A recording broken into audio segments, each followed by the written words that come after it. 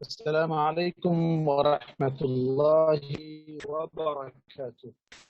وعلیکم السلام وعلیکم السلام ورحمۃ الحمد اللہ لله رب وبرکاتہ. العالمين والعاقبة للمتقين والصلاة والسلام على رسوله الأمين وعلى آله وصحبه أجمعين أما بعد.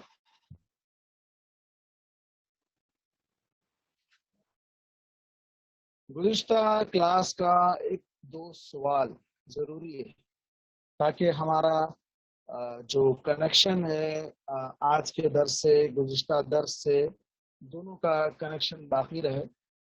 تو کچھ ایک دو تین سوالات کر لیتے ہیں. پہلا سوال کہ ابراہیم علیہ السلام کے پاس کتنے فرشتے آئے تھے؟ 2 فرشتے مولانا. بہت آسان سوالات پوچھ رہا ہوں، زیادہ آپ پریشان مت ہوئیے. آپ لوگ بہت ہی بس گنتی پوچھ رہا ہوں میں آپ سے.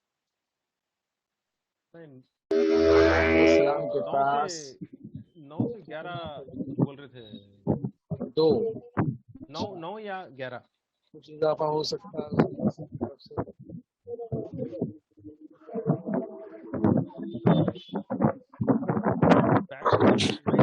مولانا آپ کی آواز ڈسٹربنس ہے مولانا تھوڑا. کوئی شاید کوئی میوٹ میں نہیں ہے. اللہ علیک اللہ تعالیٰ کے دروازے کھولے انشاءاللہ. میری آواز نہیں بھائی، کسی اور کی طرف سے ہو رہا ہے ڈسٹرب. کولر کی آواز آ رہی ہے. جو لوگ جواب دے دیے برائے مہربانی اپنا مائک پھر سے آف کریں. ہاں میری آواز تو کلیئر ہونی چاہیے. کیا منور بھائی آواز کلیئر ہے میری؟ کلیئر ہے مولانا، ابھی کلیئر ہے. منور بھائی کلیئر ہے. ریاض بھائی میری آواز کلیئر ہے؟ جی آپ کی آواز کلیئر ہے الحمدللہ، لیکن کہیں سے کچھ ڈسٹربنس آ رہا وہ سب یہ بیک گراؤنڈ کسی کا. میں ابھی میسج دیا پلیز میوٹ ایوری ون کر بولتے. چلیے ٹھیک. دوسرا سوال، ابراہیم علیہ السلام کی اس بیوی کا نام ابراہیم علیہ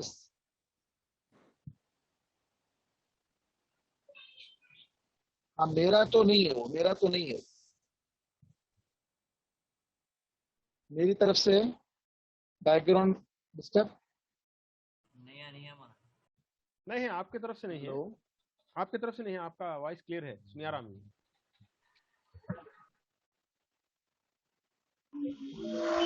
چلیے دوسرا سوال، جواب دینا رہا تو دیتے کھول کے. دوسرا سوال ہے ابراہیم علیہ السلام. ٹھیک الحمدللہ. ابراہیم علیہ السلام کی وہ کون سی بیوی تھی؟ نہیں تھوڑا سوال تھوڑا کیا ہے، سوال چل رہا نا، اس لیے میوٹ نہیں کر رہا ہوں میں. سوال جواب چل رہا ہے، جو جواب دے رہے ہیں جواب دے کے فوراً بند کر دیجئے.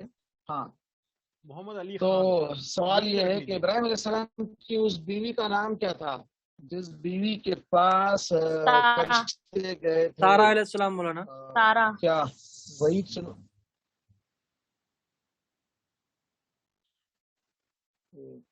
محمد علی خان صاحب ہو گئے میوٹ.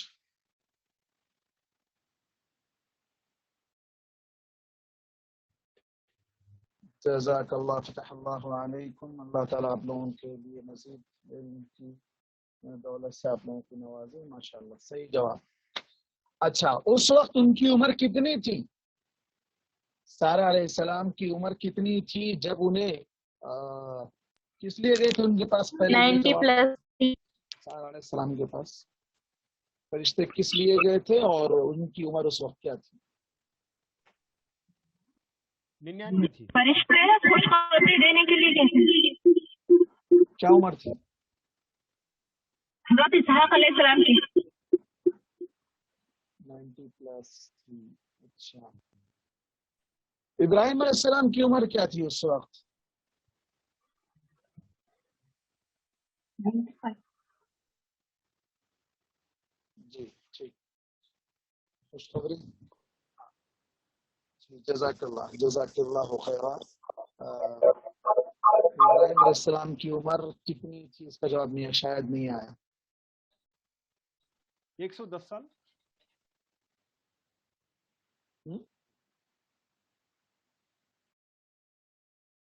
اچھا، وہاں ان کی بیوی ہنسنے لگی تھی. کیوں ہنسنے لگی تھی؟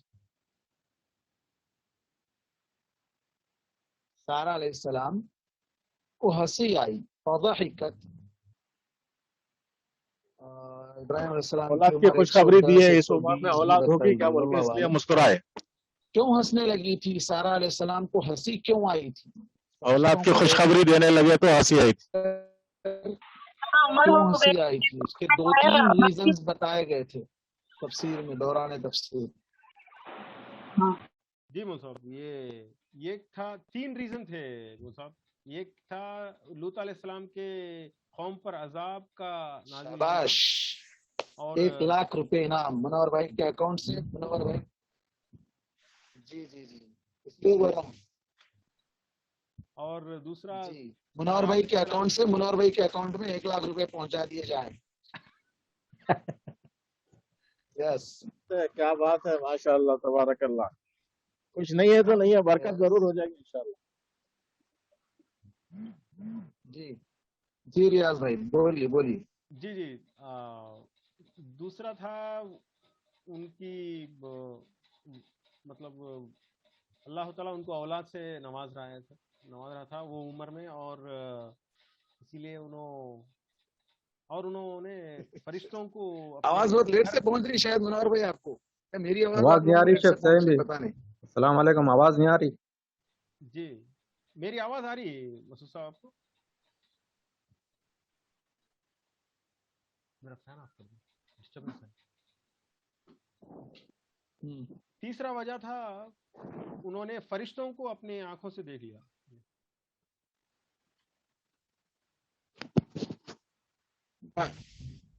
وعلیکم السلام. نہیں، میں تھوڑی دیر خاموش تھا.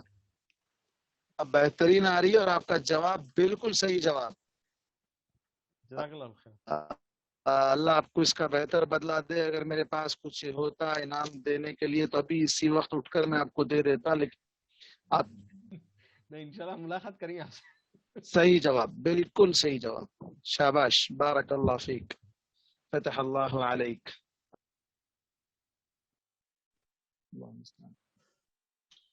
تو خیر، ہم بات کر رہے تھے لوط علیہ السلام کے پاس یہ فرشتے جاتے ہیں. سب سے پہلے آیتوں کی تلاوت کر لیتے ہیں. اللہ تبارک و تعالیٰ کا فرمان ہے وَلَمَّا جَاءَتْ رُسُلُنَا لُوطًا سِيءَ بِهِمْ وَضَاقَ بِهِمْ ذَرْعًا وَقَالَ هَذَا يَوْمٌ عَصِيبٌ جاءه قومه يهرعون إليه ومن قبل كانوا يعملون السيئات قال يا قوم هؤلاء بناتي هن أطهر لكم فاتقوا الله ولا تخزوني في ضيفي أليس منكم رجل رشيد.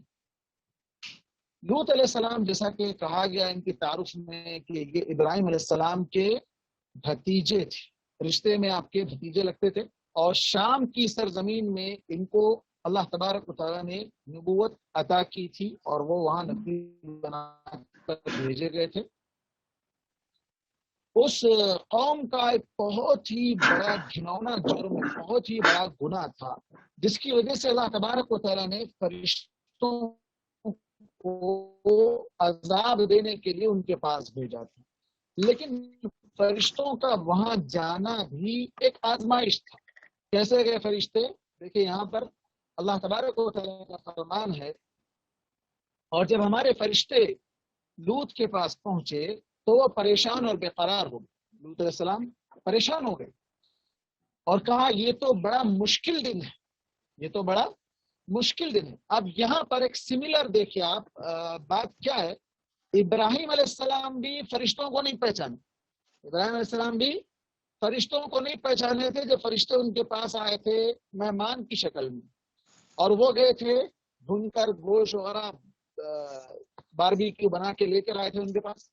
اور یہاں پر لوط علیہ السلام کے پاس جس انداز سے آئے تھے، نوجوان خوبصورت، ابھی چہرے پہ بال بھی نہیں آیا، داڑھی اور مونچھ بھی نہیں آئی، ایسے نوجوان خوب روح شکل میں، نوجوان بچوں کی شکل میں وہ ان کے پاس آتے ہیں. تو ان کو دیکھ کر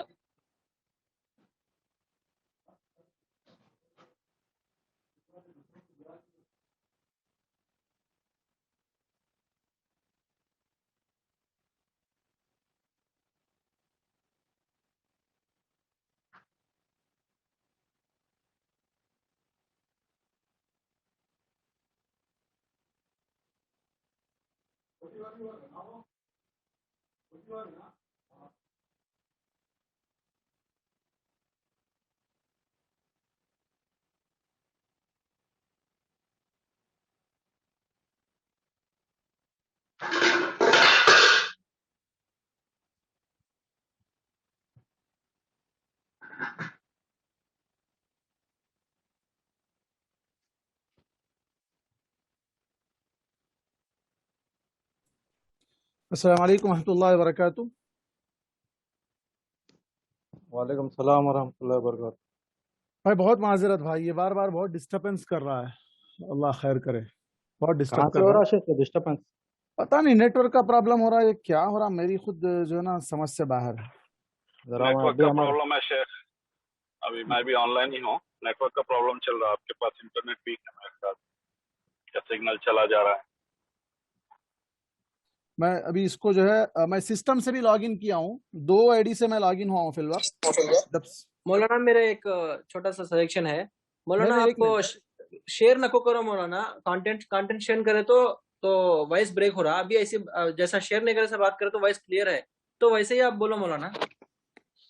ایک منٹ ابھی میں ٹھیک ہے ویسا ہی بولتا ہوں. چلیے پھر ابھی شروع تو کرتے ہیں، کنٹینیو کر رہے ہیں. نہیں کیونکہ اپنا میرے دوسرے میٹنگز میں ایسا پرابلم میں ایسا سالو ہوتا ہے، اس لیے بول رہا ہوں میں.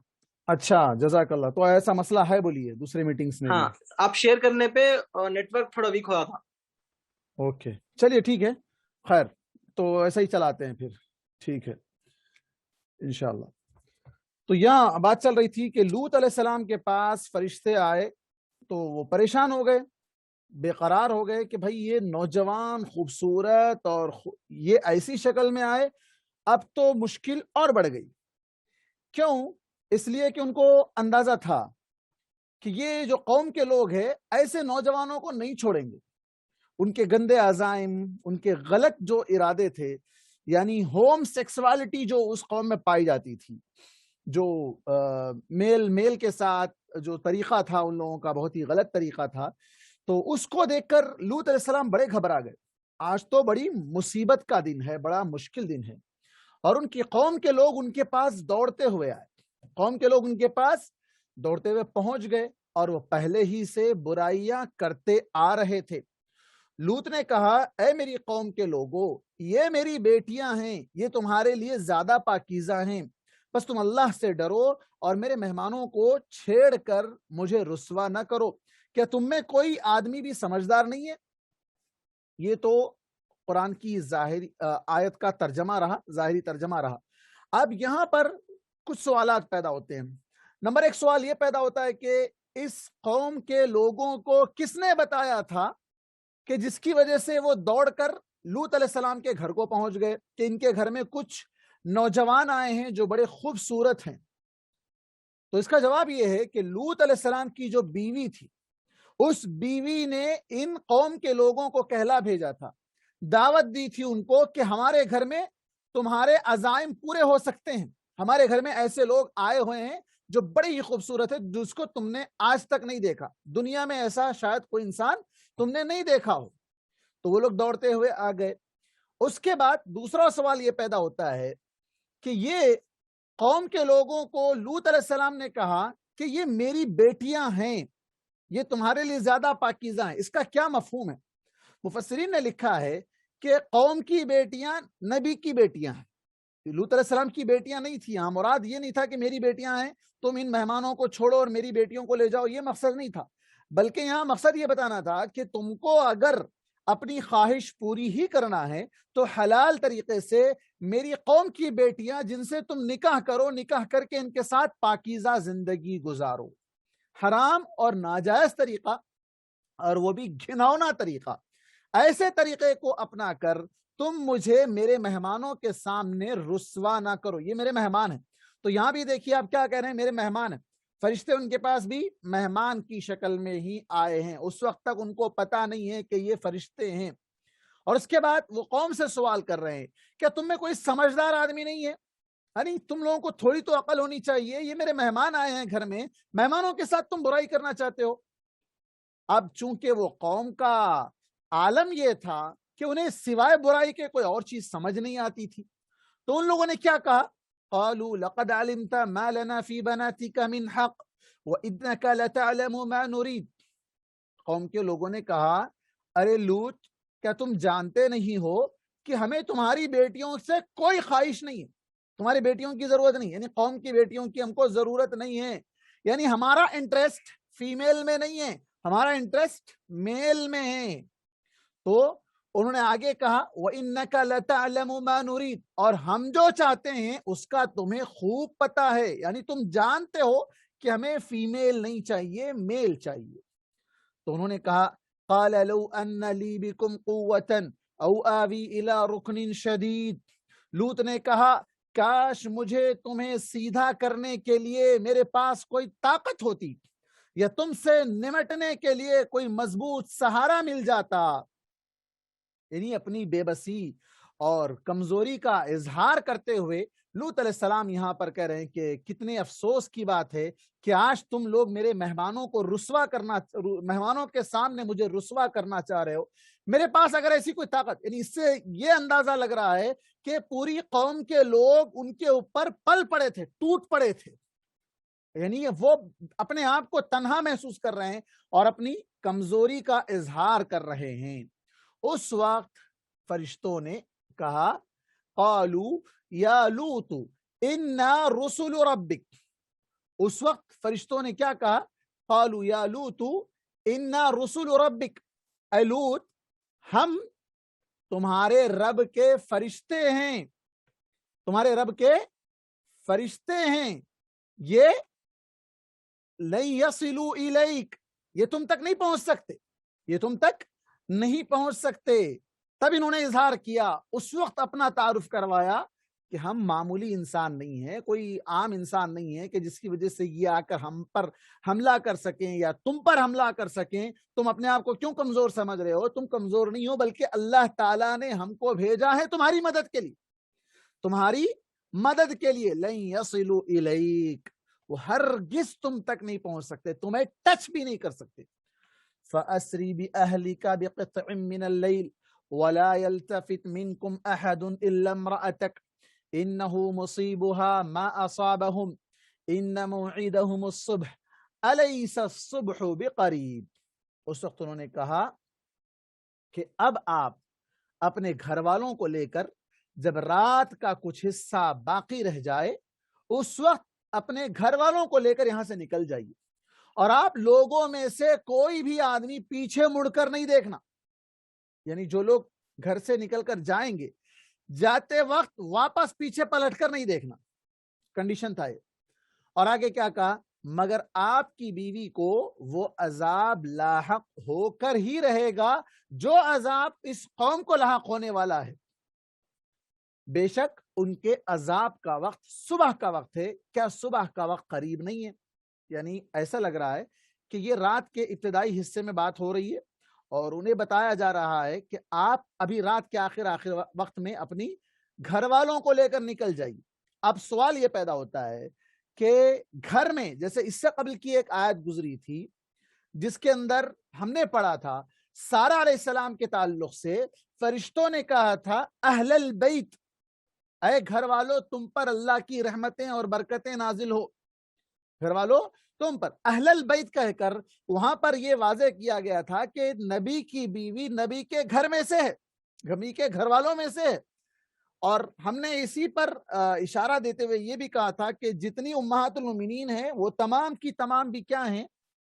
نبی کے گھرانے سے ہے، اہل بیت سے ہے۔ اب یہاں سوال یہ پیدا ہوتا ہے کہ یہاں لوط علیہ السلام کی بیوی کو گھر میں شامل کیا گیا یا نہیں کیا گیا؟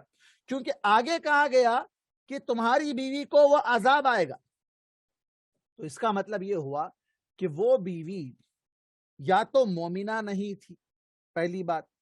اب پھر یہ سوال ہو سکتا ہے کہ نبی کی بیوی ہوتے ہوئے وہ مومنہ کیوں نہیں تھی؟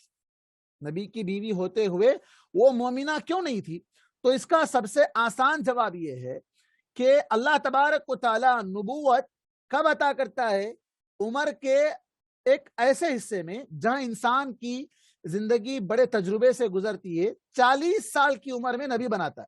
کب بناتا ہے؟ 40 سال کی عمر میں نبی بناتا ہے. اب جب ان کو نبی بنایا گیا تو ان کی ذات کا تحفظ تو کرتا ہے اللہ تبارک و تعالیٰ بچپن سے، لیکن ان کے باپ، ان کے رشتہ دار، ان کی اولاد، ان کے بیٹے، ان تمام کی حفاظت، یعنی انہیں گناہوں سے بچانا، انہیں شرک سے بچانا، یہ نہیں کہا گیا.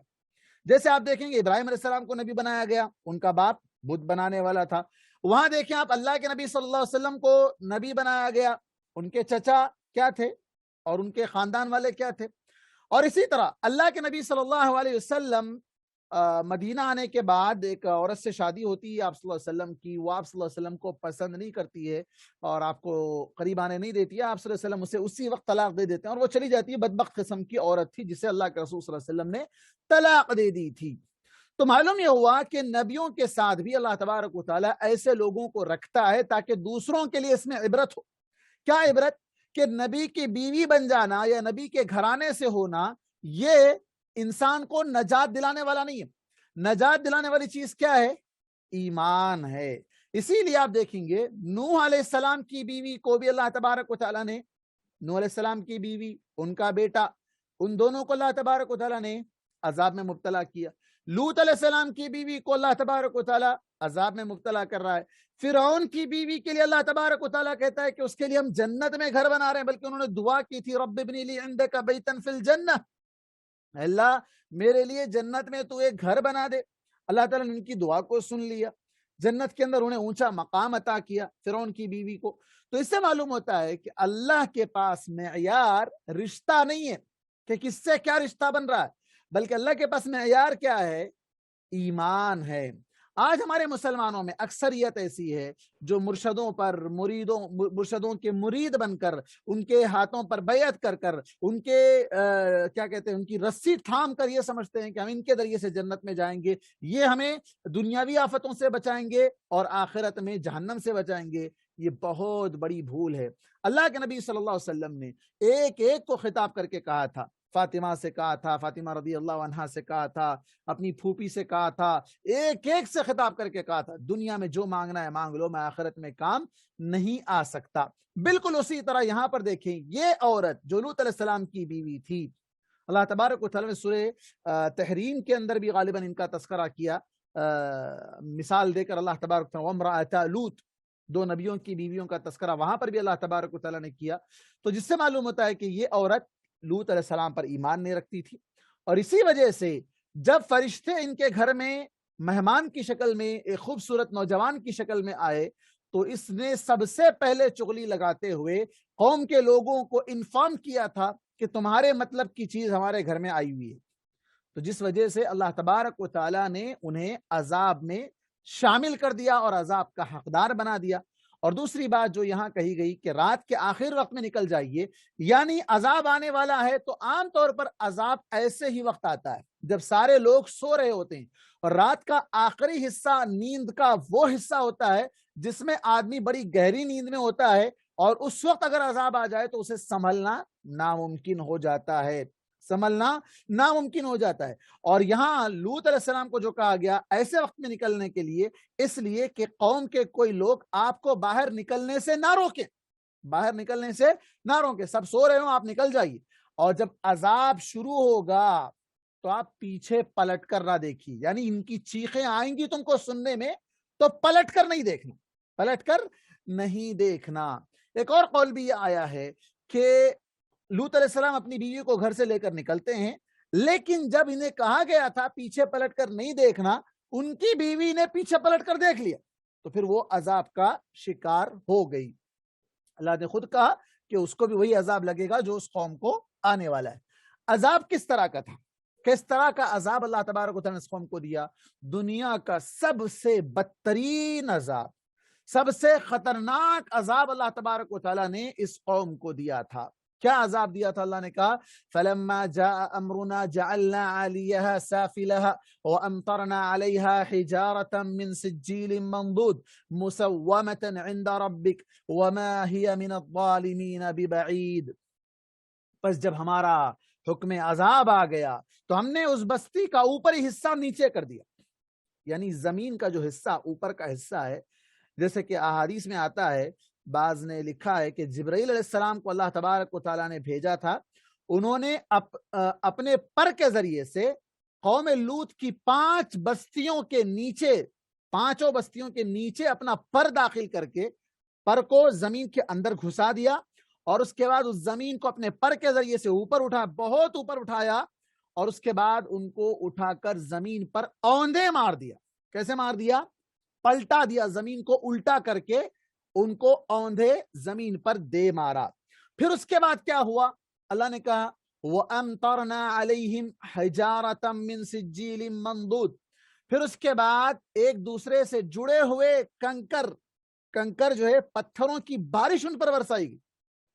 پتھر کی کیوں بارش برسائی گئی؟ جب اٹھا کر انہیں اوندے مار دیا گیا، وہ تمام قصہ ختم ہو گیا، وہ تو دب گئے زمین کے اندر. پھر ان پر پتھروں کی بارش کیوں کی گئی؟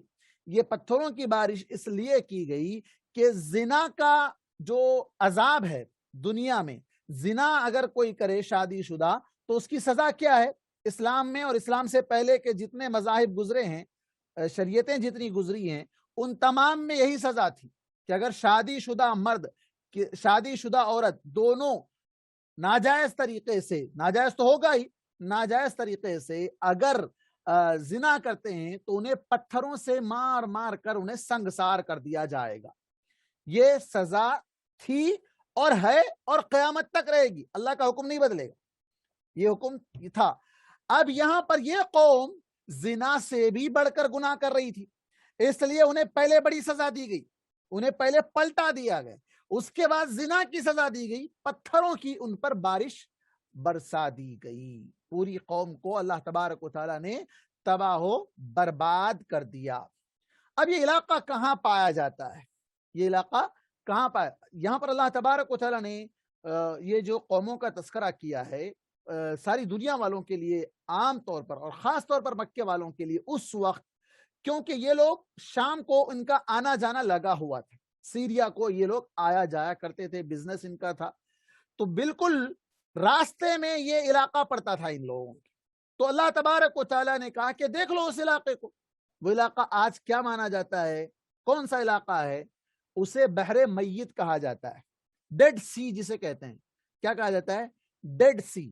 وہ علاقہ وہی علاقہ ہے جہاں اللہ تبارک و تعالیٰ نے قوم لوط کو اٹھا کر اوندا مار دیا، اور پھر ان پر پتھروں سے اللہ تبارک و تعالیٰ نے بارش برسا دی. کیوں اس پانی کو یا اس سمندر کو ڈیڈ سی کیوں کہا جاتا ہے؟ بہت سے لوگ کہتے ہیں کہ نہیں، اس کے اندر کوئی ڈوبتا نہیں ہے، وہاں ٹھہرو تو کوئی جو نا اوپر کا اوپر ہی رہتا ہے. یہ باتیں تو ناقابل یقین ہے، لیکن جو اس کی اصل وجہ بتائی جاتی ہے کہ اس میں کوئی جاندار نہیں رہتا ہے. جاندار اللہ تعالیٰ نے وہاں پر کسی جاندار مچھلی وغیرہ کو نہیں رکھا ہے، پہلی چیز. دوسری چیز، اس کا پانی کوئی جاندار پی نہیں سکتا ہے، اس کا پانی کوئی جاندار پی نہیں سکتا ہے. اس وجہ سے اس علاقے کے اس سمندر کو ڈیڈ سی کہا گیا ہے. یہ تو عبرت کے طور پر اللہ تبارک و تعالیٰ نے ان قوموں کو عذاب دیا، اور اللہ تبارک و تعالیٰ نے قرآن مجید میں کئی ایک مقام پر اس کا تذکرہ بھی کیا. پورے واقعے میں سب سے بڑی عبرت کیا ہے؟ یہ قوم جس کے اندر ایک گناہ تھا، جس کی وجہ سے اللہ تعالیٰ نے اتنی بڑی سزا دی. آج امت محمدیہ میں، آج کے اس دور میں، یہ گناہ، اس کے علاوہ بے شمار گناہ پائے جاتے ہیں. زنا پایا جاتا ہے، لواطت پائی جاتی ہے، چوری پائی جاتی ہے، ناپ تول میں کمی پائی جاتی ہے، ہر طرح کے گناہ پائے جاتے ہیں. لیکن رحمت عالم محمد صلی اللہ علیہ وسلم کی دعا کا نتیجہ ہے کہ یہ قوم، اللہ تبارک و تعالیٰ نے اسے ایک عام عذاب سے بچا کر رکھا ہے. ورنہ تو آج یہ ہے کہ آج اس کو قانونی طور پر لیگل بنایا گیا. اب یہ عمل چاہے وہ ہوم سیکسوالٹی ہو یا جسے اب تک ہم ناجائز تعلق کہتے تھے کہ شادی شدہ کوئی عورت کسی اور سے تعلق نہ رکھے, کوئی مرد کسی اور سے تعلق نہ رکھے, یہ ناجائز تھا. آج ہمارے ملک میں جائز قرار دے دیا گیا, کئی ممالک میں اس کو جائز قرار دے دیا گیا, ہوم سیکسوالٹی کو جائز قرار دے دیا گیا, بلکہ ان کی شادیوں کو تک جائز قرار دے دیا گیا. تو کیا یہ تمام اعمال عذاب الہی کو دعوت نہیں دیتے ہیں؟ کیا اس سے اللہ کا عذاب نہیں آئے گا؟ بس یہ اللہ کے نبی محمد صلی اللہ علیہ وسلم کی دعا کا نتیجہ ہے کہ اس خطرناک عذاب سے جس میں ایک ہی وقت میں اللہ تبارک و تعالی ساری قوم کو ہلاک کر سکتا ہے, ایسے عذاب سے اللہ نے بچا رکھا ہے. ورنہ تو عذابات بے شمار ہیں جس میں آج ہم اور آپ گرفتار ہیں. اللہ تعالی ہماری حفاظت فرمائے, اور جس قوم میں بھی یا جن لوگوں میں بھی اس طرح کی برائی یا اس طرح کا عمل پایا جاتا ہے, اللہ تبارک و تعالی انہیں ہدایت دے توبہ کی, معافی مانگنے کی. اور جن جگہوں پر, جہاں تک کہ آپ کو سن کر بڑا افسوس ہوگا, ترکی کی بات میں اس لیے کر رہا ہوں کہ جہاں کے خلیفہ, جس کو لوگ آج خلیفہ مان رہے تھے, رجب طیب اردوغان کو اپنا خلیفہ مانتے ہیں, یہ سمجھتے ہیں کہ یہ اسلامی حکومت کا بادشاہ ہے, سعودی حکومت ایسی ہے, فلاں کی حکومت ایسی ہے, عرب حکومت پوری بکی ہوئی ہے, فلاں ہیں, عیاش ہے, مکار ہے, مختلف طرح کے الزام تراشتے ہیں. آپ کو جان لینا چاہیے کہ یہ ترکی کا وہ خلیفہ ہے جو ہوم سیکسوالٹی کے جو ایمبیسیڈرز ہیں ترکی کے اندر, ان کے ساتھ یہ بیٹھ کے کھانا کھاتا ہے, ان کے ساتھ بیٹھ کر یہ افطار کی دعوتوں میں اٹینڈ ہوتا ہے, ان کے گھروں میں جاتا ہے. یہ خلیفہ ہو سکتا ہے؟ وہاں شراب عام ہے, وہاں پر جو ہے نا زنا عام ہے, وہاں پر جو ہے نا یہ لواطت کے لیے پرمیشن ہے, لیگل اس کو کر دیا گیا ہے. تو کیا یہ ہمارا امت مسلمہ کا یہ خلیفہ بن سکتا ہے؟ کیسے خلیفہ بن سکتا ہے؟ آپ دیکھ لیں جو جس طریقے سے لوگ ان کی حقیقتوں کو نہیں جانتے. جو لوگ ترکی گئے ہیں وہ لوگ کہتے ہیں کہ مسجد کی باؤنڈری کے ساتھ شراب کی دکانیں لگی ہوئی ہیں, مسجد کے گیٹ پر شراب کی دکانیں لگی ہوئی ہیں, اور وہاں کوئی روکنے ٹوکنے والا نہیں ہے. تو یہ سارے اعمال, یہ ساری برائیاں آج اس امت میں پائی جاتی ہیں, بس یہ اللہ کے نبی صلی اللہ علیہ وسلم کی دعا کا نتیجہ ہے. یہاں پر ایک بے لفظ کو بہت روک کر کہہ رہا ہوں. کیا نہیں کہہ رہا ہوں؟ صدقہ طفیل نہیں کہہ رہا ہوں. بہت سے لوگ کیا کہتے ہیں, فوراً اس کے اندر جوڑ دیتے ہیں صدقہ طفیل. صدقہ طفیل نہیں, اللہ کے نبی کی دعا کا نتیجہ ہے کہ اللہ تبارک و تعالیٰ نے اس قوم کو بچا کر رکھا ہے ایسے عذابات سے. اتنی برائیاں, اتنے آج اپنے اطراف و اکناف میں آپ دیکھ لیں, اپنے ماحول میں آپ دیکھ لیں, اپنے جہاں تک اپنا سرکل ہے وہاں آپ دیکھ لیں, سوشل میڈیا پر آپ دیکھ لیں, کس طرح کی برائیاں, کس طرح کی جو نا حرکتیں ہو رہی ہے. لیکن اس کے باوجود بھی اللہ تبارک و تعالیٰ نے روک کر رکھا ہے. یہ واقعات اس لیے اللہ تبارک و تعالیٰ نے قرآن مجید میں رکھا, اور ایک واقعے کو اللہ تبارک و تعالیٰ نے قرآن مجید میں کئی مرتبہ ذکر کیا ہے, الگ الگ انداز سے اللہ تبارک و تعالیٰ نے ذکر کیا ہے. کیوں؟ تاکہ تم دیکھو. اللہ تبارک و تعالیٰ نے قرآن مجید میں کہا قل سیروا فی الارض فانظروا کیف کان عاقبۃ الظالمین, زمین میں چل پھر کر دیکھو تو صحیح کہ ظالموں کا انجام ہم نے کیسے کر دیا, ظالموں کو ہم نے کیسے کیسے سزا دی. آج ان کے کھنڈرات موجود ہیں, قوم سمود کے کھنڈرات موجود ہیں, قوم عاد کے کھنڈرات موجود ہیں, اور فرعون کی ڈیڈ باڈی جو ہے آج تک موجود ہے. بلکہ ابھی کئی فرائنہ کی جو ہے نا ممی وہاں سے نکل رہی ہیں, آج تک بھی جو نا لوگ کئی ہزار سال پہلے اس کو دفنایا گیا تھا, آج وہ جو ہے نا صحیح سلامت نکل رہے ہیں. کئی ایسی چیزیں سامنے آ رہی, دنیا دیکھ رہی ہے, اپنی آنکھوں سے دیکھ رہی ہے, لیکن اس کے باوجود بھی عبرت نہیں پکڑ رہی ہے, عبرت نہیں پکڑ رہی.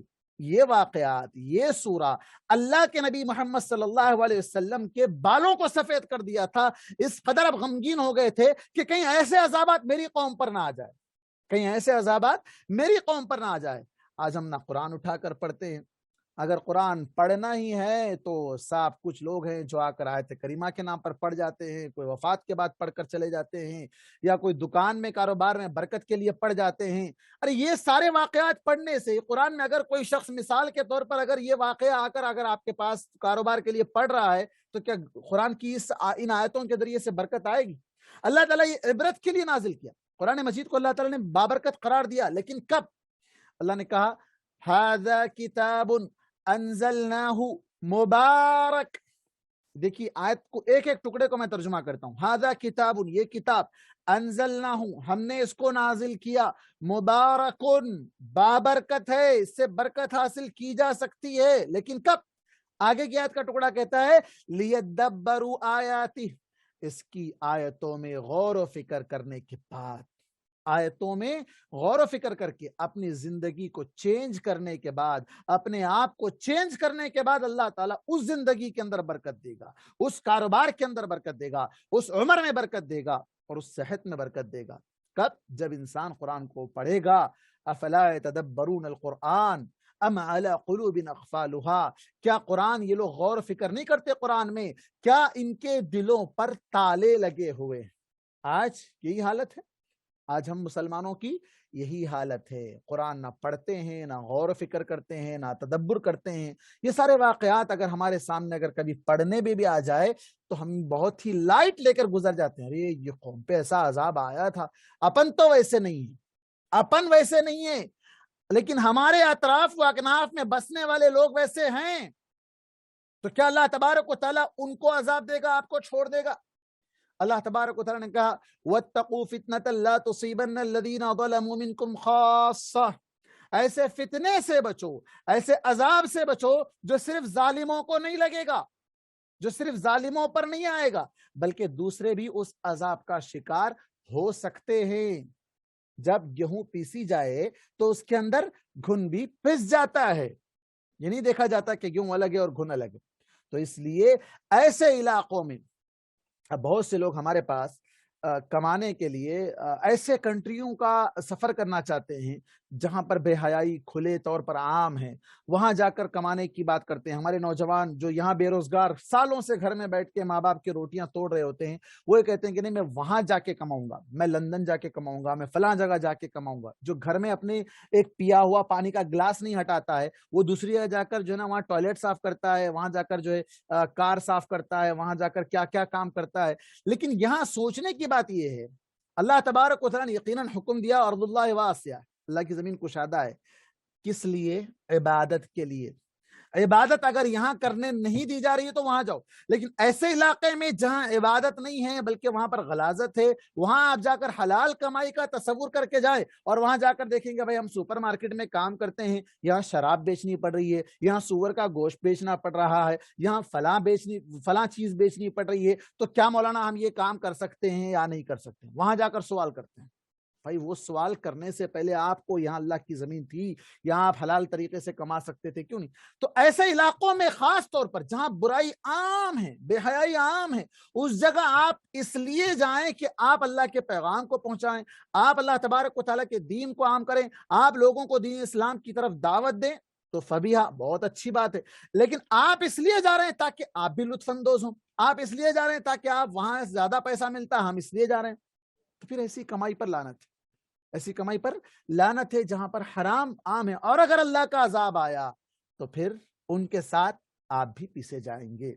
इसलिए कोशिश ये करनी चाहिए कि हमेशा ऐसे इलाके, जैसे कि क्या कहा गया, उहिब्बुस्सालिहीना वलस्तु मिनहुम लअल्लाह अन यरज़ुक़नी मिनहुम सलाह, एक अरबी का शेर है कि मैं नेक तो नहीं हूं, लेकिन मैं नेक लोगों से मोहब्बत करता हूं, नेक लोगों से मोहब्बत करता हूं, और शायद अल्लाह ताला उनसे मोहब्बत करने की वजह से मुझे नेक बना दे। नेक लोगों की सोहबत में रहना चाहिए, नेक इलाके में रहना चाहिए। जैसे आप जानते हैं वो आदमी को जो तौबा की गर्ज से 100 आदमियों का कत्ल किया, लेकिन जिस इलाके की तरफ जा रहा था तौबा की नीयत से जा रहा था। तो बिल्कुल हमें ऐसे इलाकों को इख्तियार करना चाहिए। आज हम देखते हैं कि मॉडर्न जमाना है, एजुकेटेड जमाना है, फला है, लेकिन हम यहाँ इतनी सारी बुराइयों को देखकर भी हम आंख बंद करके चलते हैं या ये समझते हैं कि ये हमारे साथ नहीं हो रहा है, दूसरों के साथ हो रहा है।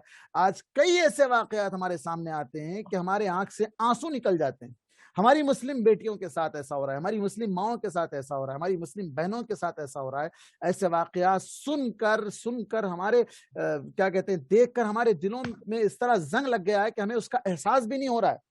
हम देख रहे हैं, सब कुछ हमारे आंखों के सामने है। अल्लाह हिदायत दे सबको। सुब्हानकल्लाहुम्मा व बिहम्दिका अशहदु अन ला इलाहा इल्ला अंता अस्तगफिरुका व अतूबु इलैक। जज़ाकल्लाह खैर। अस्सलामु अलैकुम व रहमतुल्लाहि व बरकातुहू। वालेकुम अस्सलाम व रहमतुल्लाहि व बरकातुहू।